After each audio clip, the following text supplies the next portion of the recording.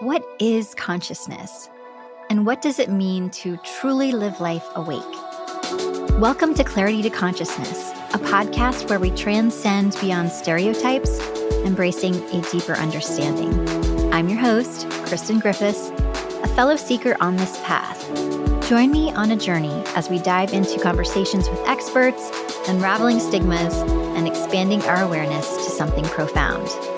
This is your invitation to open your mind with me as together we bring clarity to the fascinating complexities of human consciousness. Welcome back to Clarity to Consciousness, where we seek to clarify the complexities of human consciousness. I'm your host, Kristen Leigh Griffiths. Today's episode is about the 5 core principles that can transform how we live, love, and connect. Awareness, gratitude, forgiveness, and acceptance, as well as intention. And my guests, Rocio and Angel, are a husband and wife duo and also co-authors of The Orchid, The Secret Code of the Modern Goddesses. Their novel blends storytelling with emotional healing, self-discovery, and practical guidance for living with greater awareness. Their personal and creative partnership makes their message resonate in a very special way. I'm thrilled to have them here. I've gotten to know them a little bit before we started recording, and they feel like home. I adore them. So it's my pleasure to welcome Rocio and Angel or Angel to the show. Welcome, guys. Thank you so much. What a beautiful words. Thank you. Thank you. Yes, thank you for having us. Oh, it's a pleasure. I was trying to get my Spanish book out and make sure that I did it right. But honestly, I think I should probably just stick to the English pronunciation. So sorry about that. Oh, you did. It was perfect. So either way it's okay. But thank you. I was trying. Anyway, so I'm so excited to talk to you both. I had an opportunity to read, or actually I listened to The Orchid through your audiobook on Audible, which was so well done, by the way, and actually kind of great because you get the voices, you get a little bit of music in there, which was really nice. Yeah. So it's a wonderful book. I know you have it in the background there for those who are interested to see the cover, but I'd love to get to know you more and also what transpired to have you write this book together. Well, I'm going to try to be the quickest possible to answer that. I was searching really for forgiveness, but my search begins 33 years ago when I was really in a very difficult household and with many challenge. And my mother died when I was 20. So she was 48. She didn't have any tools and anything. So at one point, that was the beginning on a beautiful journey of really looking to find answers. And finally, I met Angel. This was like an amazing opportunity of life when I met him at 28. And searching, finally, I begin to experience what is healing and releasing energy for my body, for my emotional body. And in that moment, when I begin to understand the pain that I was carrying all this time and understanding that I can let go and don't live with that pain anymore, for me was a point that really changed my life forever. And in that moment, I go and say to Angel, we need to share this with the world. Let's do a TV show. And because we came from the world of entertainment, but first we need to do the book.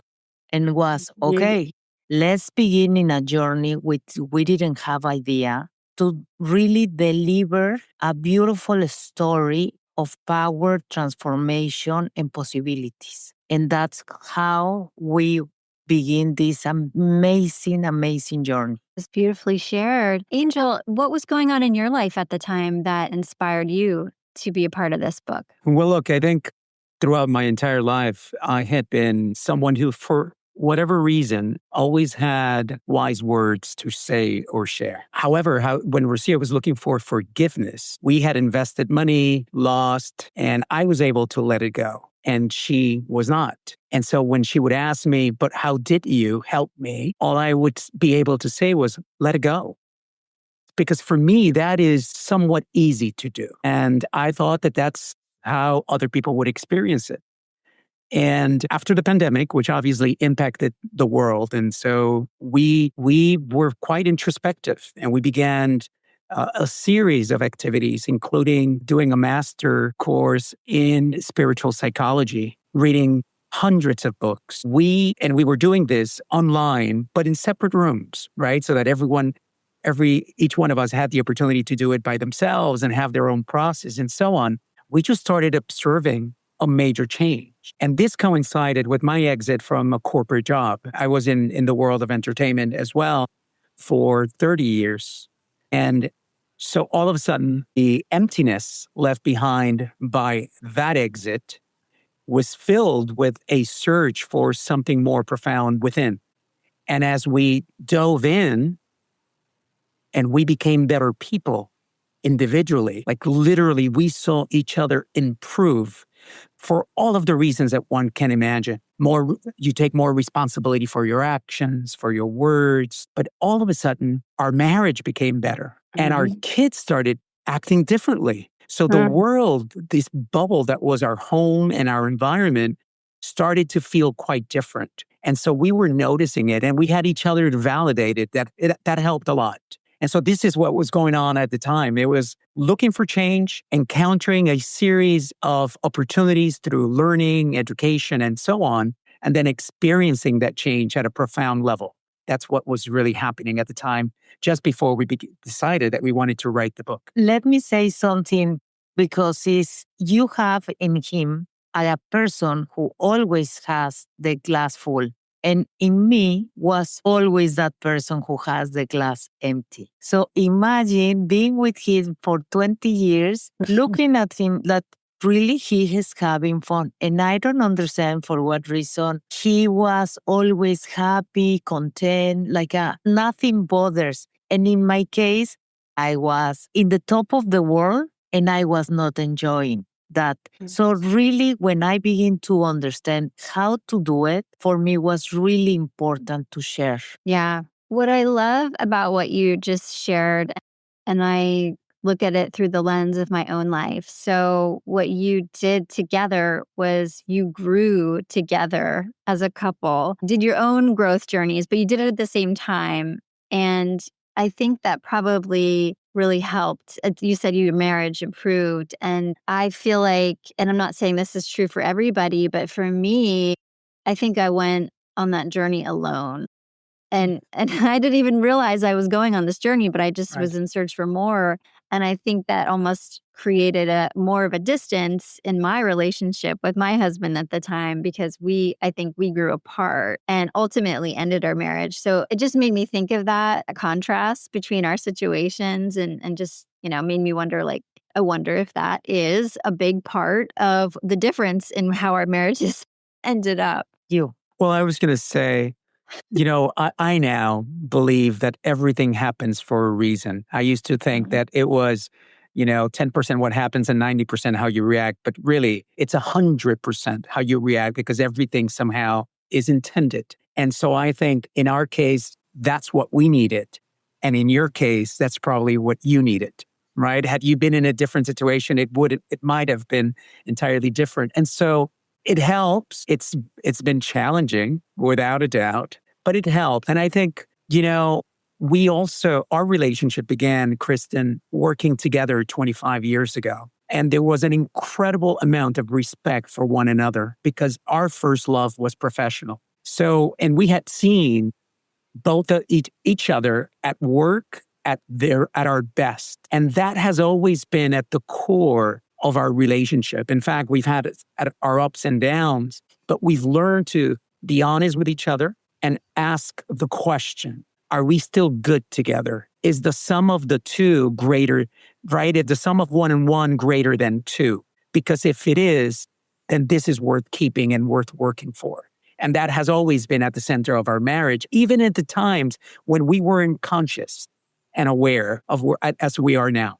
Because let me tell you something super important, that at one point I was working in sales in advertising. So I understand how advertising was working for people to buy more things. So at one point, I understand the game of I'm going to implant an idea. But after studying the master for 2 years and reading more and more books, I was able to begin to see like at the big picture, to understand really for what reason I was thinking what I was thinking. So it's normal for people when you don't know better. So, and that's why we are trying to do this, the book and these conversations for more people to understand that we can improve our life. No one is going to come to tell us how to, no one is going to come to save us. We need to save ourselves from the things that we don't like in our life. And in my case, I didn't like to be a victim, neither to be someone who was not able to move forward. Because at one point when we were living in Hong Kong for the job of Angel, I was in the table with the CEOs of banks and people who were really brilliant. And I was observing them, how they were evolved about their feelings, and I was not. So in that moment, I began, for me, a search, I want to be more and understand more how everything works. So I went in psychology only for that reason, to understand better my behavior. The curiosity was there. And that's why it's so important for your listeners to understand. The key here is how you can improve your life, but needs to be from inside to the outside. Because in the moment that you invest the money that you need to invest in yourself, your life is gonna, all the experience that you have are gonna multiply themselves. So imagine someone like me carrying so much pain and so much anger that at one point what I was creating my life from a place of lack and anger. And it's like I need to do it first. And all these things that really doesn't help me to heal my wounds and my trauma. What I learned, and that's the story of the book, is how to heal the trauma and how to begin to see all the limiting beliefs that I was carrying. And in the moment that I begin to see them, I was able to change them. And that was the key for freedom. And is what we are trying to tell anyone who is listening, that at the end is so possible to do it. Because if me, Rocio, a Mexican girl who didn't have support in her growing up, didn't went to school, didn't speak English, I have all the things against me, I was able to succeed and feel this incredible expansion. Anyone can do it. That's a beautiful message. And I hope people listening are really inspired by that message.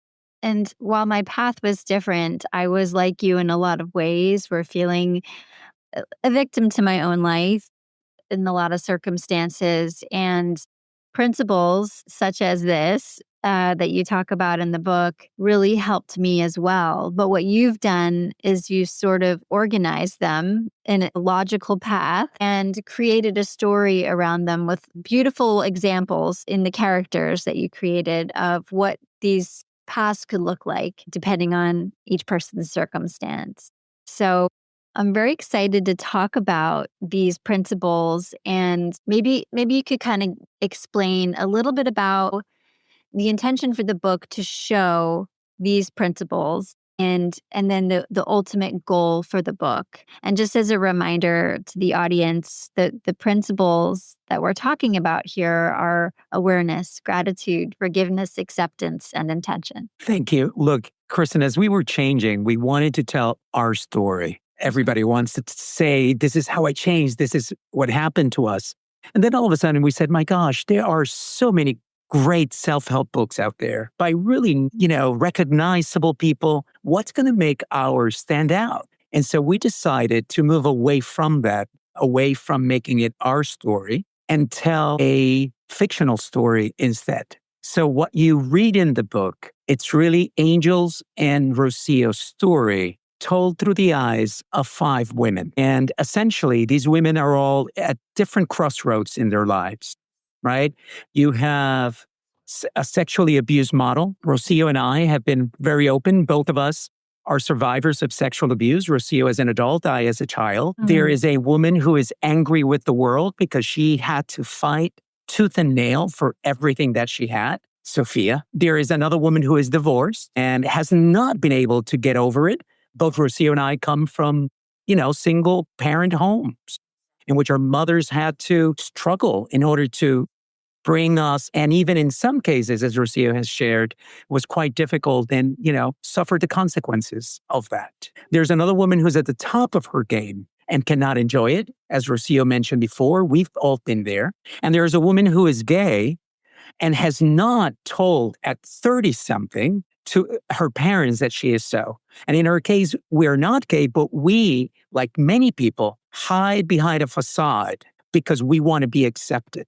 We want to belong. We want to belong. And so you have all of these amazing women thinking that they're broken. And someone, a friend, says, well, in some cases, it wasn't a friend, but it was half friend, half employer, is you should go to this place. It's going to make a difference in your life. And they go. And when they're there, they're in a 7-day spa, the best spa in the world, which was opened about 20 years before by this amazing woman who experienced similar things and went around the world and found not healing, found something even greater, inner love. She then said, how do I share this with other women?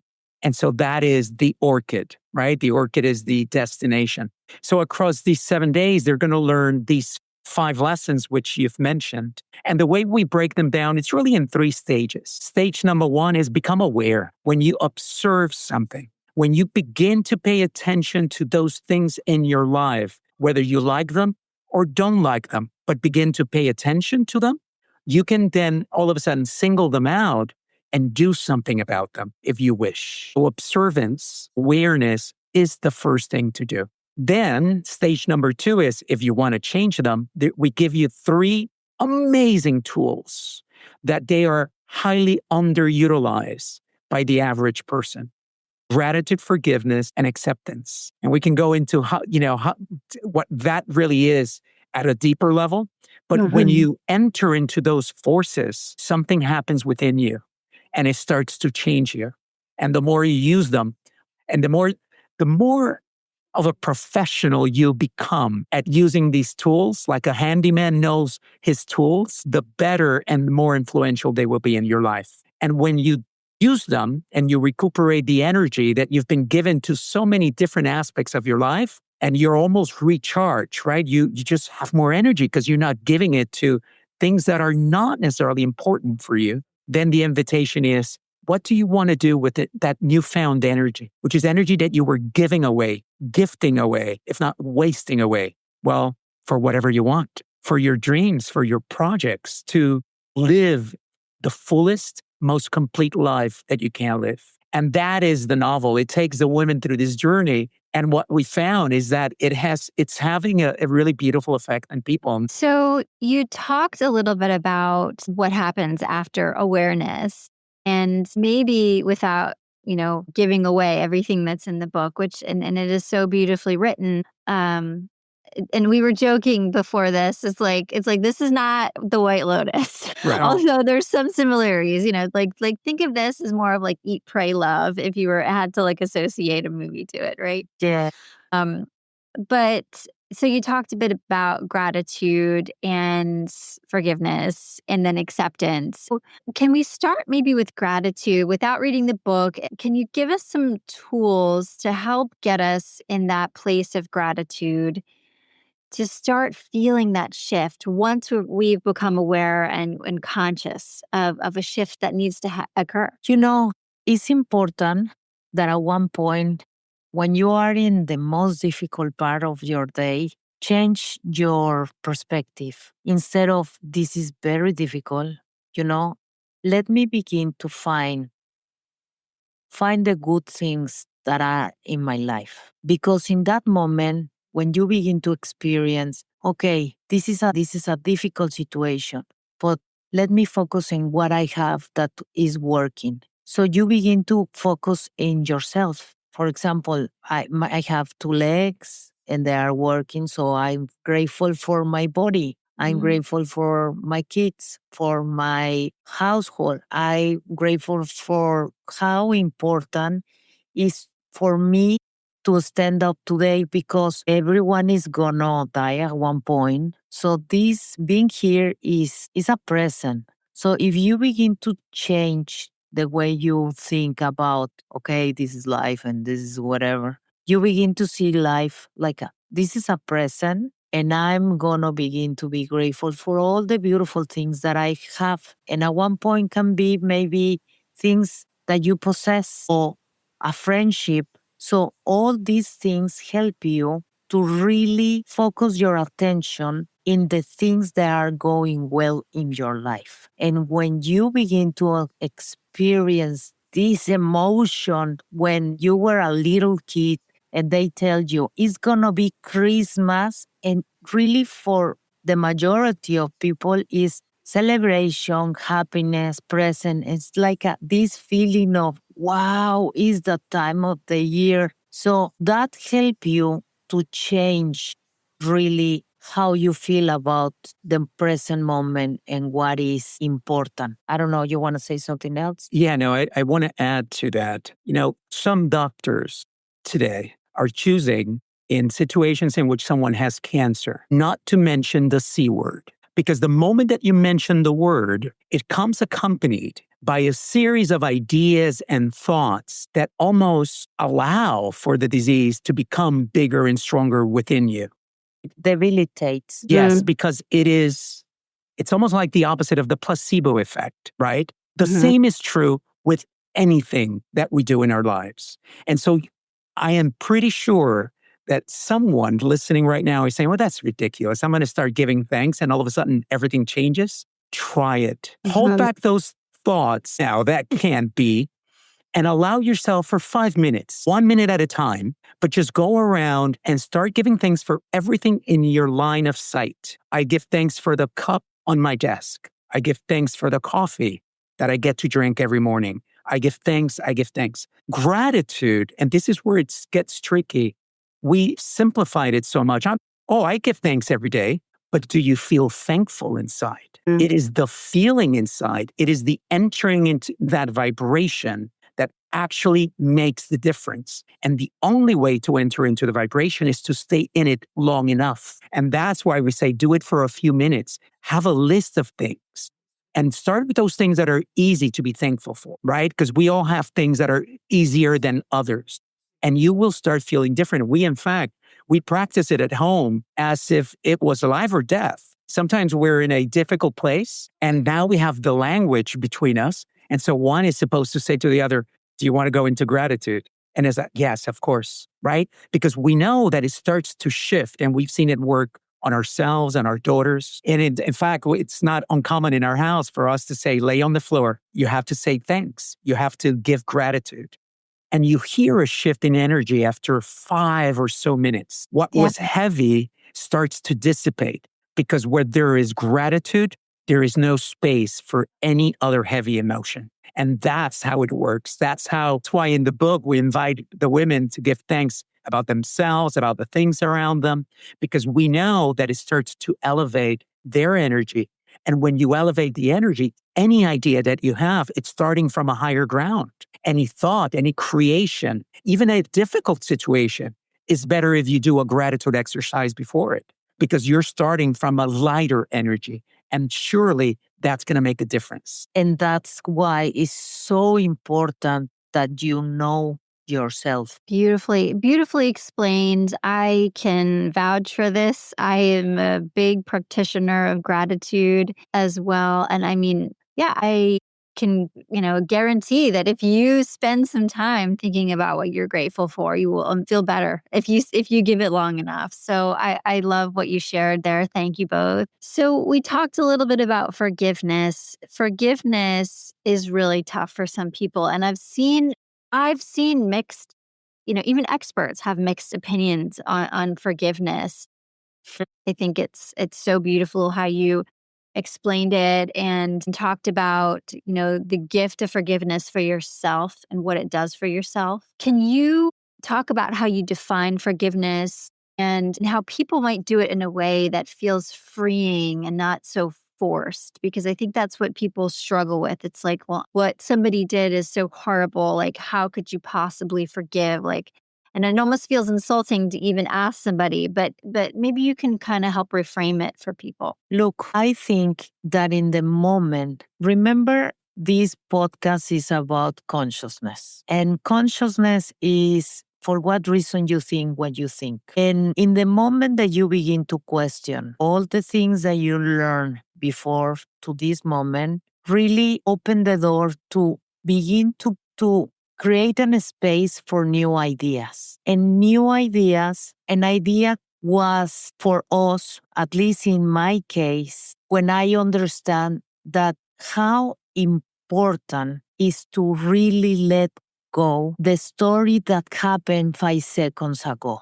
Because I'm not living there anymore. I'm living here. And even though that my mother, my father, my brother, my sister, my friend, my boyfriend, did things to me. If I continue to hold them, I cannot stay in peace and harmony. So the most important part is to find harmony in your body. So the idea was to understand, number one, that what happened 5 seconds ago is already in the past. So live in the present. Then you have two forgiveness. The forgiveness that you need to do to somebody else and the forgiveness that you need to do to yourself. Why? Because when you understand that if you don't let go and you continue to carry all that pain with you, it's going to stick to your life and you cannot access to all the things that you want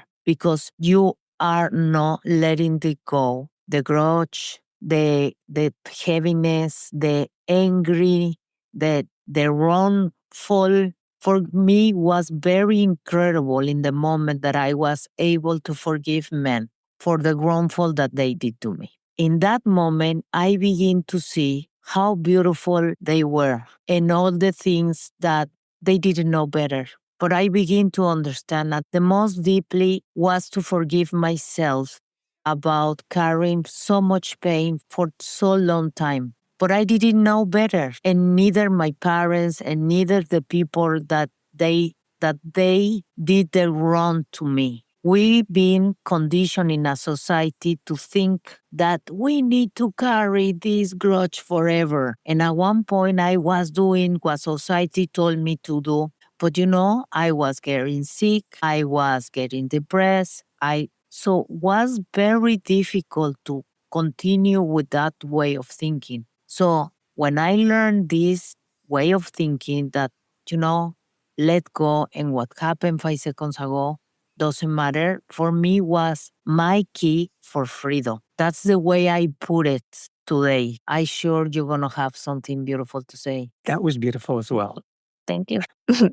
I believe that if we take forgiveness and we separate it into two elements, absolvance and energy management, you who are listening, will start looking at it differently. Forgiving, the one that I would like you to think about, is the energy management system, right?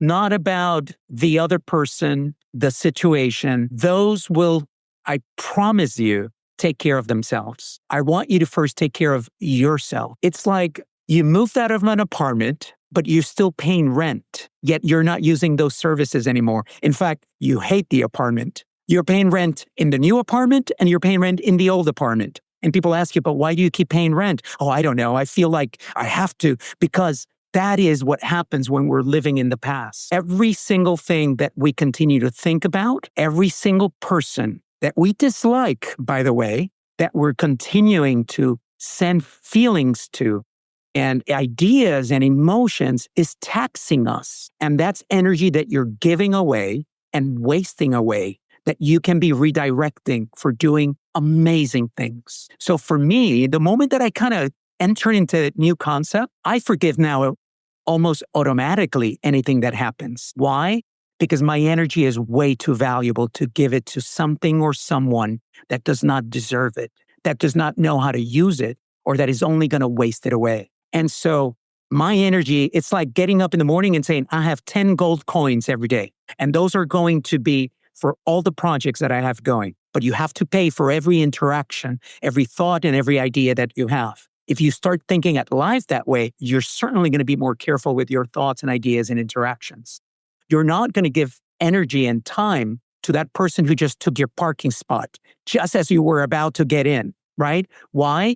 No, I only have 10 gold coins and I need them for my dreams, for my big projects. I don't want to waste it away on an argument with someone about a parking spot. And all of a sudden you start shifting, and that's when forgiveness starts to make a lot of sense. It's my energy. I no longer want to give it. And the Buddhists, I'll end by saying, the Buddhists say something really beautiful, which is holding a grudge is like walking with a hot coal in your hands all of your life, waiting to see that person again so you can throw it in their face. And most often, you don't even see that person ever again. And yet you're getting burned on a daily basis, holding on to that coal just because you think it's worth doing so. And so that's why for us, forgiveness is really important. It is very difficult or it is very easy. It is your choice. Those are some good words there. Wow. Powerful, powerful. So well said. Thank you. For me, I have some challenging people in my life, as we all do. One in particular, a significant person in my life, has some narcissistic traits. And it's proven to be very challenging in some life circumstances to deal with this person.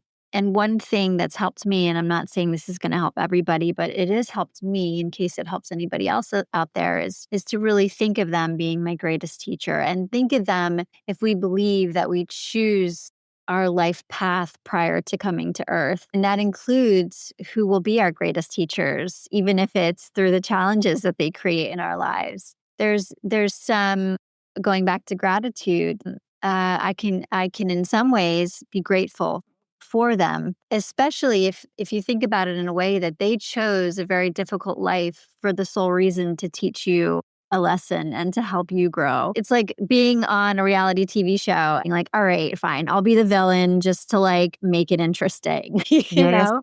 And so for me, looking at it from that perspective, looking at that this soul came here to help me in my growth has helped me in a lot of ways think more positively about those challenging teachers.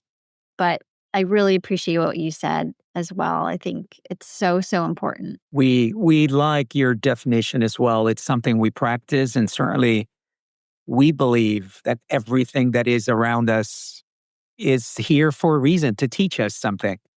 For example, I speak to the fact that I never met my dad. Well, that's not true. I met my father when I was 40 years old for all of 5 hours. And the next time that I heard about him, he had passed away. And I had just finished reading a book about soul contracts. And I understood at that moment that he came onto this earth, and at least his interaction with me was really for the fulfillment of that contract, which was to teach me how to be a fantastic dad. Now, the path he chose was to be the total opposite of that.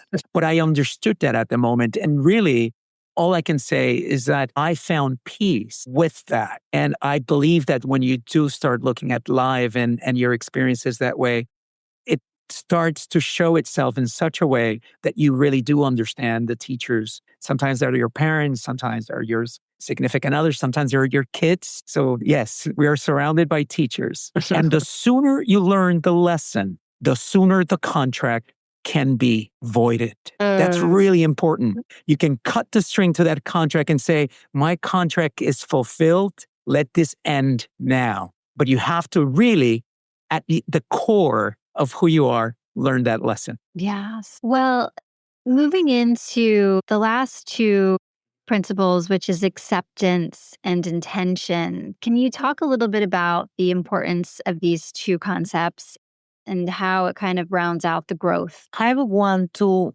give you an example of something real that happened today to me Okay. with my daughter. Okay. This is an example, and maybe it is going to help to serve somebody who is listening. So she's 17, I'm 53. And at one point, whatever I say, she say, I know better. I know more than you. So at one point, I keep asking her to help with something in the house. And she's like, I'm not going to help you. So at one point, she begins to say very hurtful words. So I sit down with her and I say, let's have a conversation. And she has the tools to, like me. Let's have a conversation. And my intention for this conversation is to be loved. And she say, my intention for this conversation is to listen and to be loved too.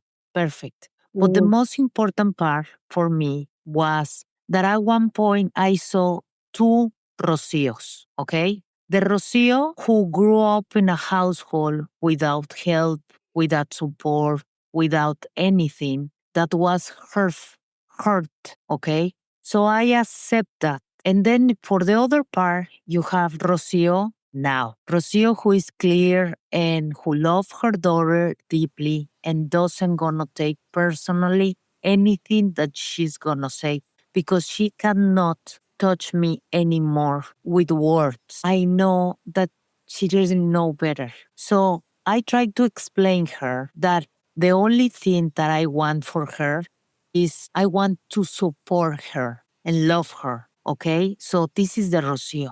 But inside of me is another Rocio who was hurt and has a lot of pain. One point, little by little, she's pressing all the buttons for this Rocio, for me to see that Rocio, all Rocio, and begin to send her love and to help her to heal. So to bring it to you is I accept that difficult things happen to me. I accept that that doesn't needs to be in my life anymore.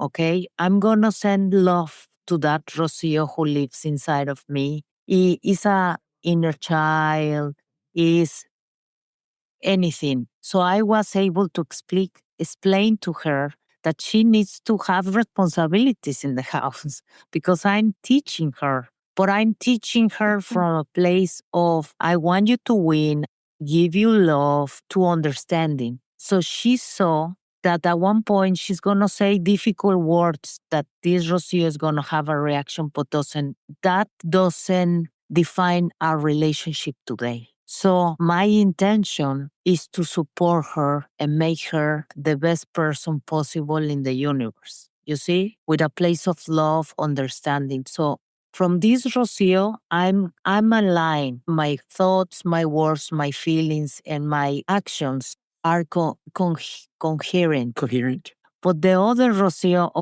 my God, she needs so much love. But I understand that really in psychology, you can call it ego. That person who did you wrong needs a lot of love. So that's why we talk about acceptance. Yes, you are in a situation with somebody, but that doesn't define how you can react. And that's how you can put that intention to have a different relationship, a different outcome. And it's so important to begin to understand these concepts. This is powerful stuff. It works at an individual level, but it also works in a country level, for example, of Rwanda, where a genocide took place 30 something years ago. And today, you have both tribes coexisting together. And when you ask someone, I'm sure there's people who still within that disagree, but the majority of the people, when you ask them, tell us, how do you live the way you live now? And their answer is the genocide is part of my history, but it will not define my future. And so I guess my point is that what Rocio just described can grow with groups of people, villages, cities, countries, and even the world. And we need to start thinking of those two elements as We have experiences. They happened. We can't change the past. The only thing that we have control over is right here, right now. We can't even control the future. But the person who I am today will start to shift the way I live tomorrow. And so I love the way you've applied it. And creating that intention for how you want that to look and Yes. sending that energy forward. Yeah, I love that. Well, just thinking about our conversation today and starting to think about closing up with you both, which has just been such a wonderful conversation. What is one key takeaway you hope the listeners remember about the guiding principles that we talked about today and the work that you're doing with the Orchid? To be honest, I would love for people to read the book because the way they describe it is a guide for life. So at one point, when you begin to understand yourself and how to play the game of life, in that moment, you begin to play for to win, to win and to have a beautiful, beautiful experience because we came here to really enjoy and to be the best version of ourselves, to really shine and be unique and original.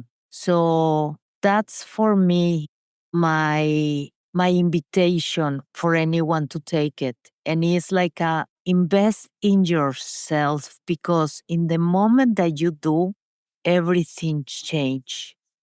And Kristen, believe me, now I'm 53. For first time, I was my best friend at 50. So now that I see that my kids use the tools and they believe in themselves and they are free, I want everyone to experience that. Beautiful. I would add to that, and I'm sure there's many listeners who still, we get caught up in our own thoughts on that hamster wheel. I don't know, that. The reason why the book is helpful is because you lose yourself in the story. And as you lose yourself in the story, you put your guard down and subconsciously it starts to have a dialogue with you internally.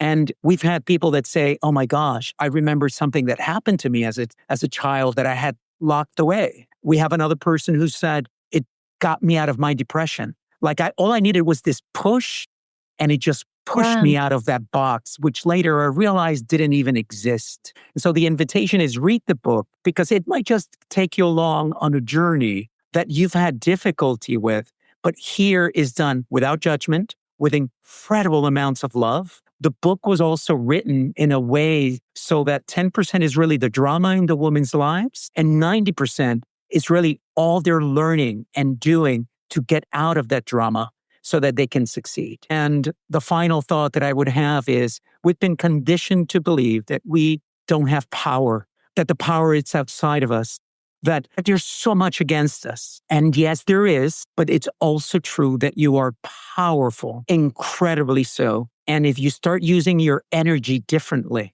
you can redirect some of that energy, if not all of that energy, towards closing the wounds that we carry so that the next time that somebody throws a grain of salt, it doesn't immediately start, painfully hurting. But if you start redirecting that energy, I promise you, you will begin to see changes in your lives. And then little by little, you can start fine-tuning because this is a lifelong process.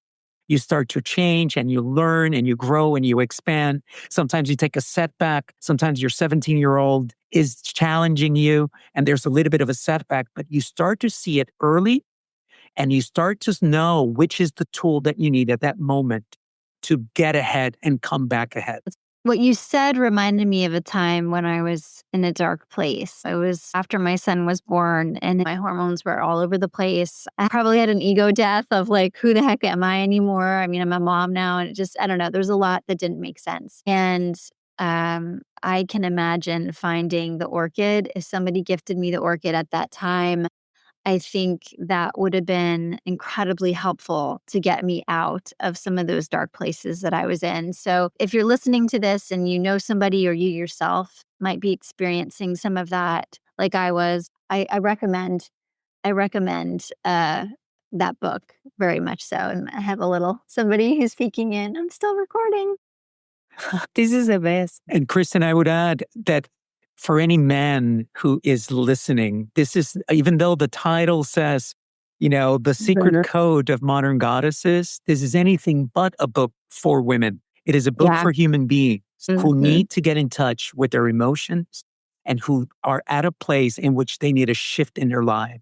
Because wherever you are, for whatever reason, you want more, there's more, and you're struggling. So it's a book for any gender. And the best part is building bridges to really mothers that they give it to the child and that they begin to understand each other because we didn't know we can do it different way. But when you learn and have this conversation is really, I didn't. So I'm sorry. Please forgive me. I love you. Thank you. And if someone listening is just beginning their journey to exploring this idea of consciousness, what advice would you offer them? The most important is compare themselves with the iPhone or any other phone that they continue to have actualizations all the time because new things are happening. So they treat these ideas like a new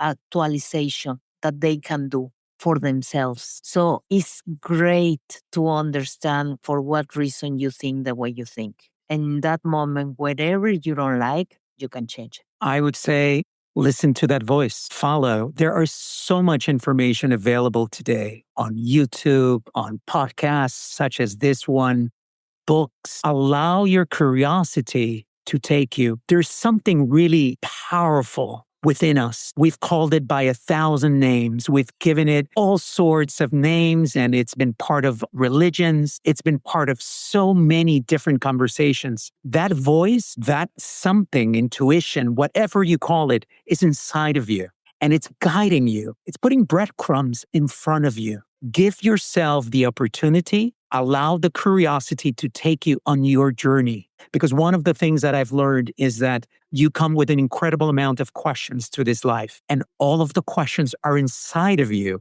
waiting to be revealed. So allow yourself to go through that path. Yes. Curiosity is one of my biggest drivers, for sure. Last question. In your view, what does it mean to live life consciously? It's like you asking a fish, what is water?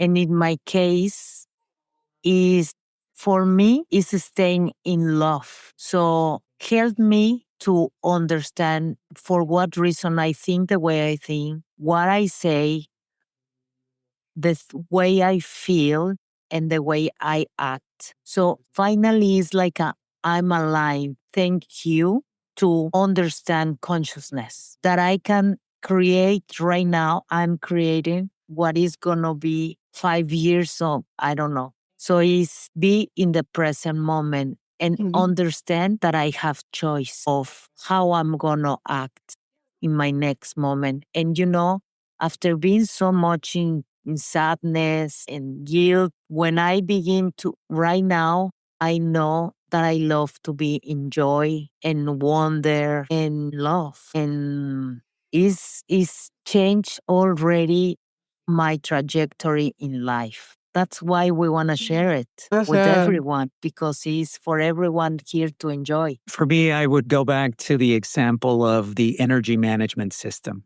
It's for those people who are in this early stage of their journey. For me, is realizing that I take and I give energy. It's realizing where it's going, how I use it, that I can manage it differently, and that I'm better off having a full battery when I am going after the things that I really love and I care about, whether it is a project, a new business, or a relationship. So the moment that you start to become conscious that you are present, that you are in control, everything changes and it gets easier and you become better at it. And all of a sudden it becomes innate and it's just second nature. And so that for me, I would say is a way to look at becoming conscious. It's really knowing that you have so much power over who you are.